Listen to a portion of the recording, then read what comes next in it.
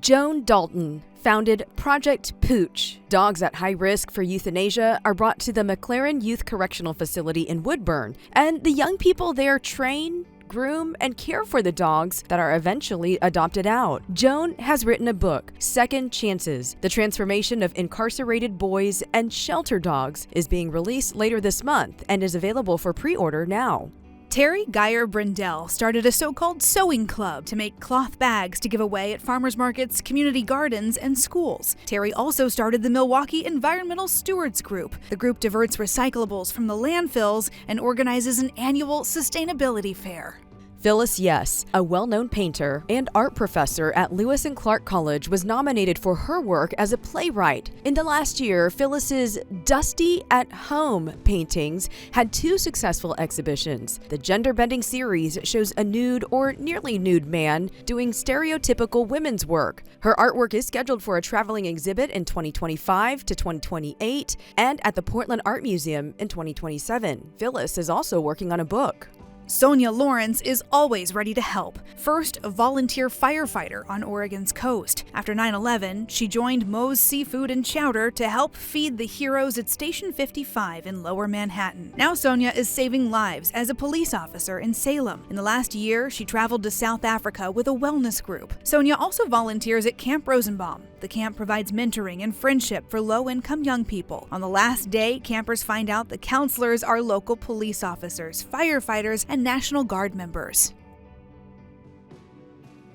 Alice Bush is the Chief of Operations for Multnomah County Emergency Management. She is the brains of the operation. Whenever we have an emergency, we're talking from wildfires and floods to planning for pandemics. Alice looks at her role in emergency management as a problem solver. Pastor Renee Ward is a cancer survivor who wears many hats as a mom, model, mentor, and more, giving back to the community she's called home for decades. Renee's Just Because boutique continues to operate as a philanthropic organization supporting women impacted by a cancer diagnosis by fighting cancer in style. In the past year, Pastor Renee launched Success Looks Like You, a national women's conference in Portland, helping women to cultivate their dreams into reality. And recently, she facilitated the soft opening of Smart Oregon Solutions, a Portland-based minority-owned company specializing in sourcing, aggregating, and distributing renewable energy products that are sustainable and cost-effective. The Salem-Keizer community is more connected to helping people who don't have a permanent home because of a charity that Kendra Taylor started with her friend. It's called the Kindness Closet of Salem. The Kindness Closet provides items that are essential for surviving on the street. Things like socks, jeans, coats, sleeping bags, and tarps are distributed weekly during shower truck visits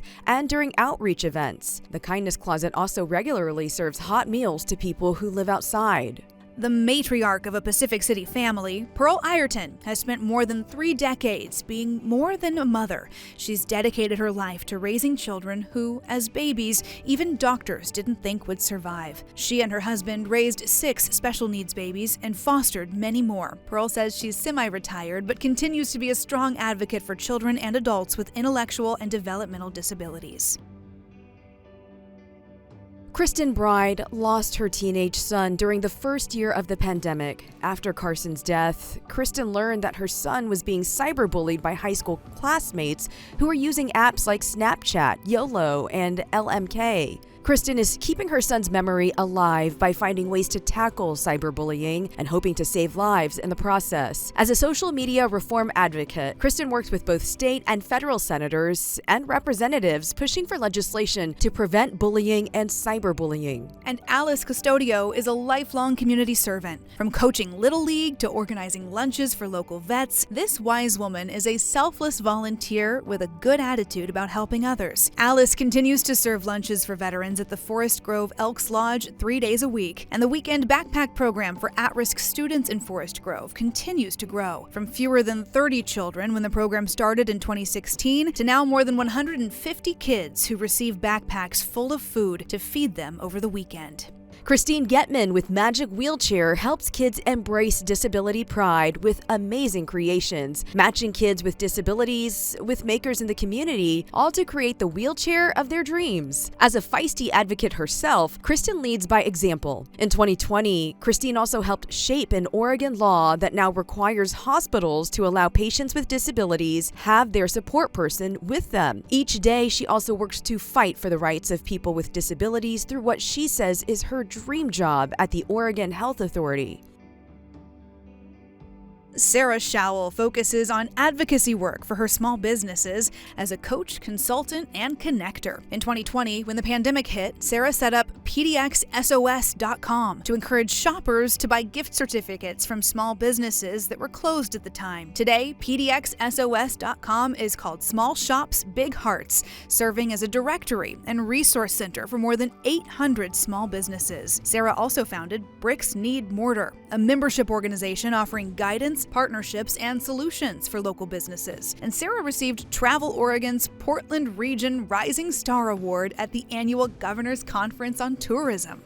In an instant, Patty Sears makes you feel welcomed. That same warmth greets children in need when they come to her nonprofit, the Bloomin' Boutique. Through a referral program, low-income children and those in the foster system are empowered with new clothes and shoes. Patty and volunteers at Bloomin' Boutique make sure that every child's closet is filled with brand new clothes. Right now, the boutique has an urgent need for boys and girls swimsuits in sizes 4, 6, and 8. Patty's charity serves kids in Multnomah, Clackamas, and Washington counties from newborns to high school age. Mighty and Bright started when Sarah Olsher created a way to help her then 2-year-old daughter cope with the anxiety of divorce, a simplified calendar showing which parent they'll see and when. Sarah's innovation continued, creating charts for both kids and adults for daily routines, school chores, division of labor, and more. This year, she launched a brand new line for dementia care.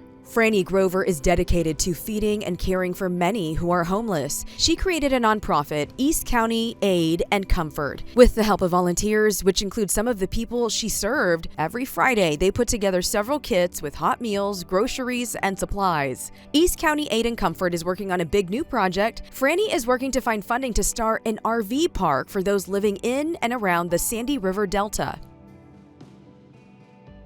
Dr. Montserrat Andries opened the Hey Doc Clinic in Southeast Portland. She's Latina and queer, and people were asking her, where are the other BIPOC and queer and transgender-friendly providers? Hey Doc takes away the guesswork for patients. Montserrat not only began compiling a list for patients, she also started a podcast. Hey Doc continues to grow and recently achieved a goal of serving the community 7 days a week. Next up, growing a behavioral mental health care branch for the clinic. Gloria Fluker helps underserved teenage girls learn leadership skills. Gloria first worked as a probation and parole officer, and then founded several programs focused on teens, like Youth Unlimited. She also started the Tomorrow's Journey program with a mission of exposing young girls to a world beyond their immediate experiences. Gloria is now recovering from hip replacement surgery. The mother of all mothers, Chef Lisa Schroeder opened Mother's Bistro in 2000, quickly becoming a Portland favorite, winning Restaurant of the Year and many other awards. After moving to a bigger space in 2019, the pandemic hit, followed by vandalism, and then the fentanyl crisis. Lisa kept giving back and is part of ongoing efforts to bring people back to downtown Portland. She continues to fight for the community, and new this year, Mother's Bistro and Bar now offers catering. Ellie Harris's list of work and accomplishments is long, starting with using her excavation business to help train women at the Coffee Creek Correctional Facility how to use heavy machinery. Ellie also volunteers with ALS Northwest after her stepdad died from the disease. She used her equipment to help during the deadly 2020 wildfires in Oregon. This year, Ellie's been focused on her work with the Sherwood Police Foundation. Their annual fundraiser is tomorrow night, and she's hoping it's the biggest event yet.